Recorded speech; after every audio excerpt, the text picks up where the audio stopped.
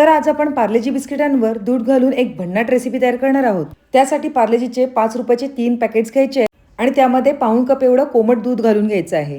नंतर त्याच्या सगळ्या गुठळ्या मोडून घ्यायच्यात आणि 2 चमच एवढी पिठी साखर घालून घ्यायची आहे। आता हे मिक्स झाल्यानंतर बाजूला ठेवून द्यायचे आणि गॅसवर प्रीहीट साठी टोप ठेवून द्यायचा आहे।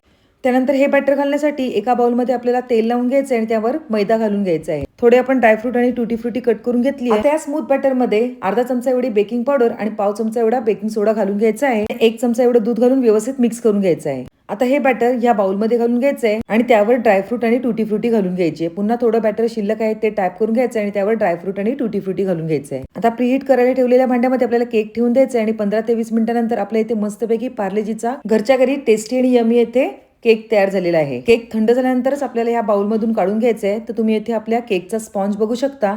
तर इथे आपला पार्लेजी बिस्किटांचा केक हा एकदम सॉफ्ट आणि जाळीदार झालेला आहे, तुम्ही इथे बघू शकता।